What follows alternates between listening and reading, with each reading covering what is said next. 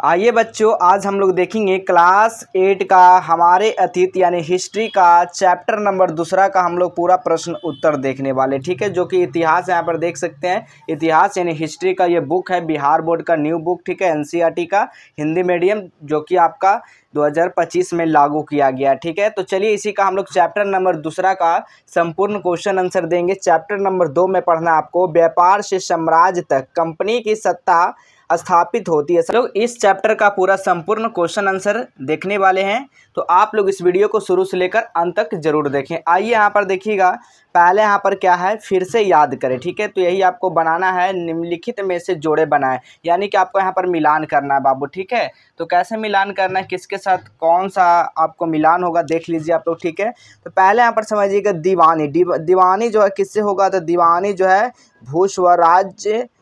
भूराजस्व वसूल करने का अधिकार हो जाएगा। ठीक है, शेर ए मैक्सूर जो हो जाएगा वो किससे मिलान होगा, तो टीपू सुल्तान से होगा। ठीक है, टीपू सुल्तान।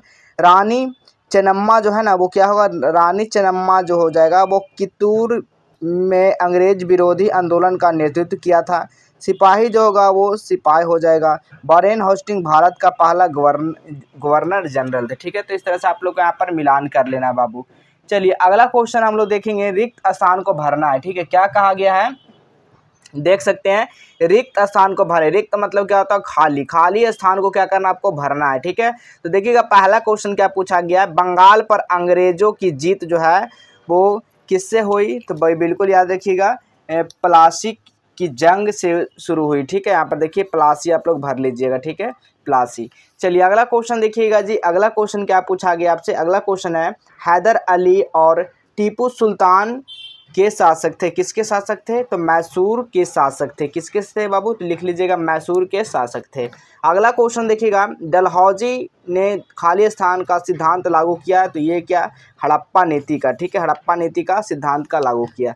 अगला क्वेश्चन देखिएगा, मराठा रियासतें मुख्य रूप से भारत के खालिस्तान भाग में स्थित है, तो बिल्कुल पश्चिमी और मध्य स्थान में क्या है, ये स्थित है। ठीक है, तो इस तरह से आप लोग नोट कर लीजिएगा। चलिए उसके बाद हम लोग देखेंगे सही या गलत बताएं, इसमें से कौन सही है कौन गलत आपको बताना है। तो पहला क्वेश्चन यहाँ पर देखिएगा, मुगल साम्राज्य 18वीं सदी में मजबूत होता गया, तो बिल्कुल ये गलत है। ठीक है, बिल्कुल नहीं, ये गलत आप लोग नोट करिएगा। अगला क्वेश्चन देखिएगा, English east India company Bharat के साथ व्यापार करने वाली एकमात्र जो यूरोपीय कंपनी थे, तो ये भी क्या है, गलत है। तो गलत आप लोग बता लिख लीजिएगा, गलत। ठीक है, अगला क्वेश्चन देखिएगा, महाराज यानी कि रणजीत सिंह पंजाब के राजा थे, तो बिल्कुल थे, तो सही बात है। तो महाराज रणजीत सिंह जो थे पंजाब के राजा थे। ठीक है, तो इस तरह से आप लोग यहाँ पर नोट कर लीजिएगा। अगला क्वेश्चन देखेंगे जी, अगला क्वेश्चन है, अंग्रेजों ने अपने कब्जे वाले इलाकों में कोई शासकीय बदलाव नहीं किए, तो बिल्कुल ये क्या है, गलत है बाबू। तो आप लोग गलत नोट कर लेंगे। ठीक है, चलिए अगला क्वेश्चन देखिएगा, आइए विचार करते हैं। ठीक है, क्या होगा, आइए विचार करें। तो चौथा नंबर क्वेश्चन क्या पूछा गया है, यूरोपीय व्यापारिक कंपनियां भारत की तरफ क्यों आकर्षित हो रही है, क्यों हो रही है बाबू, तो नोट करेंगे आप लोग। यूरोपीय व्यापारियों कंपनियां भारत की तरफ इसलिए आकर्षित हो रही है क्योंकि भारत में मसाले यानी कि काली मिर्च, इलायची, दालचीनी, लौंग बहुत अधिक गुणवत्ता के मिलते थे और यूरोप में उसकी जो है ना मांग बहुत थी। ठीक है, इस तरह से नोट करेंगे। और यहाँ पर क्या लिखना है कि यहाँ का रेशमी और सूती कपड़ा बहुत बढ़िया था और यूरोप में महंगे दामों पर बिकता था। भारत से सस्ती चीज़ों खरीदकर वे यूरोप में ऊंचे दाम पर बेचती थी, जिससे उनको बहुत मुनाफा होता था, तो इसलिए वो आकर्षित हो रहे थे। यूरोपीय व्यापारी कंपनी भारत की तरफ वो आ रहे थे, आकर्षित हो रहे थे। ठीक है, इस तरह से नोट कर लीजिएगा। चलिए अगला क्वेश्चन देखिएगा जी, अगला क्वेश्चन है 5 नंबर क्वेश्चन, आप लोग नोट करेंगे। देखिएगा 5 नंबर क्वेश्चन क्या पूछा गया है यहाँ पे, बंगाल के नवाबों और ईस्ट इंडिया कंपनी के बीच किन बातों पर निर्भर है, किन बातों पर निर्भर विवाद थे। ठीक है, यहाँ पर विवाद का बात किया गया है, तो आप लोग नोट कर लीजिएगा, नोट करिएगा। बंगाल के नवाबों और ईस्ट इंडिया कंपनी के बीच कई बातों पर विवाद थे, जैसे कंपनी के अधिकारी बिना टैक्स चुकाए व्यापार करते थे, जिससे नवाब को नुकसान होता था। कंपनी अपने इलाकों में किला बना रही थी और फौजें रख रही थी जो नवाब की सत्ता की चुनौती देता था। कंपनी के अधिकारों नवाब के साथ अभद्र व्यवहार करते थे और उन्हें अपरिमाणित करते थे। नवाबों को लगता था कि कंपनी स्वराज्य कम कर रही है और उनके अधिकारों को छीन रही है। कंपनी राजनीतिक दखल दे रही थी और जो नवाबों को पसंद नहीं था। ठीक है, इस तरह से आप लोग नोट कर लेंगे। अगला क्वेश्चन देखिएगा 6 नंबर क्वेश्चन, दीवानी मिलने से ईस्ट इंडिया कंपनी किस तरह फ़ायदा पहुंचा। तो नोट करिएगा आप लोग, दीवानी मिलने से ईस्ट इंडिया कंपनी को बहुत फ़ायदा हुआ। उसे बंगाल, बिहार, उड़ीसा में कर वसूल का अधिकार मिल गया। अब कंपनी ब्रिटेन से सोना चांदी लेने की ज़रूरत नहीं रही क्योंकि भारत से ही पैसा मिल गया था। ठीक है, मिलने लगा था। इससे पैसे वह फौज चला सकती थी, व्यापार बढ़ा सकती थी और किले व दफ्तर बना सकती थी। कंपनी आर्थिक स्थिति मजबूत हो गई और वह अब सिर्फ व्यापारी नहीं बल्कि एक शासक बन गई। ठीक है, इस तरह से नोट कर लेंगे इसका 6 का आंसर। चलिए 7वां नंबर क्वेश्चन देखिए, सब्सिडियरी एयरलाइंस व्यवस्था की व्याख्या करना है। तो लिखिएगा, सहायक संधि यानी कि एक ऐसी व्यवस्था जिसे लॉर्ड वेलेजली, ठीक है, वेलेजली ने शुरू किया था। इस व्यवस्था के अनुसार भारतीय राजा को अपनी सेना हटाकर कंपनी की सेना रखनी होती थी। राजा को उस सेना का खर्च खुद उठाना पड़ता था। राजा बिना कंपनी की इजाज़त के किसी दूसरे राज्य से संधि या युद्ध नहीं कर सकता था। अगर राजा खर्च ना दे पाता तो कंपनी कुछ झलाक छीन लेती थी। ठीक है, इस तरह से आप लोग नोट करेंगे। चलिए अगला क्वेश्चन हम लोग देखेंगे। 8वां नंबर क्वेश्चन क्या पूछा गया देख सकते हैं। 8वां नंबर क्वेश्चन है, कंपनी शासन भारतीय राजाओं के शासन से किस तरह अलग था। तो आपको नोट करना किस तरह से अलग था बाबू। तो लिखिएगा आप लोग, कंपनी का मकसद सिर्फ मुनाफा कमाना था जबकि राजा अपनी प्रजा का भलाई सोचते थे। कंपनी ने न्याय और कानून अपने हिसाब से बदला जबकि राजा परंपराओं के शासन करते थे।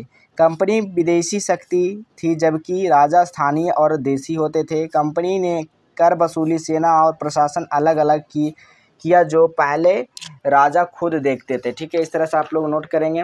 अगला क्वेश्चन देखिएगा 9 नंबर क्वेश्चन क्या पूछा गया, कंपनी ने सेना के यानी कि संरचना में आए बदलावों को वर्णन करना। ठीक है, इसमें तो देखिएगा, लिखिएगा, पहले कंपनी की सेना में ज़्यादातर घुड़सवार और तलवारबाज होते थे। बाद में सेना पैदल सैनिक सिपाहियों की संख्या बढ़ा दी गई। सैनिक यूरोपीय तरीके से प्रशिक्षण दिए जाने लगा। उन्हें मास्कट और मैचलॉक जैसी बंदूकें दी गई थी। सेना का नियंत्रण सख्त हो गया और सैनिक की निजी आज़ादी घटने लगी। ठीक है, इस तरह से यहाँ पर नोट करेंगे। अब अगला क्वेश्चन देखिएगा, आइए करके देखें 10 नंबर और 11 नंबर क्वेश्चन। ठीक है, 10 नंबर क्वेश्चन क्या पूछा गया, बंगाल में अंग्रेज़ों की जीत के बाद कलकत्ता एक छोटे से गांव से बड़े शहर में तब्दील हो गया।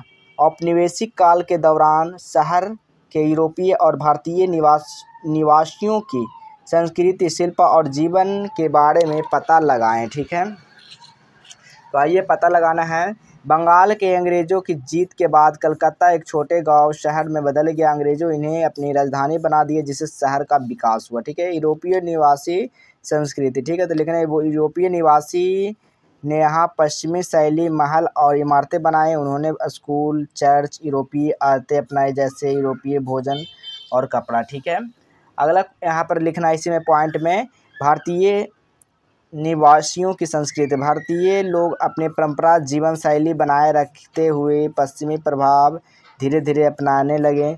शिल्प और कारीगरी सुधार हुआ जैसे कपड़ा, मिट्टी, बर्तन। ठीक है, शहर का उनका जीवन कैसा था, लिखे, कलकत्ता के यूरोपीय और भारतीय लोग अलग इलाकों में रहते थे जिन्हें दोनों संस्कृति का मिश्रण हुआ। व्यापार और औद्योगिकरण से रोजगार के अवसर बढ़े और जीवन स्तर में क्या हुआ, सुधार हुआ। ठीक है, इस तरह से आप लोग नोट करेंगे।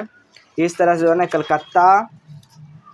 कलकत्ता में यूरोपीय और भारतीय संस्कृति का एक साथ क्या हुआ, विकास हुआ। ठीक है, चलिए अगला क्वेश्चन हम लोग देखेंगे जी। अगला क्वेश्चन है, निम्नलिखित में से किसी के बारे में तस्वीरें, कहानियाँ, कविताएँ, जानकारियाँ इकट्ठा करें। झांसी की रानी, महादजी सिंधिया, हैदर अली, महाराजा रंजीत सिंह, लॉर्ड हवेली। इसके में कोई पुराना शासक आपको बताना। तो चलिए लिखेंगे हम लोग।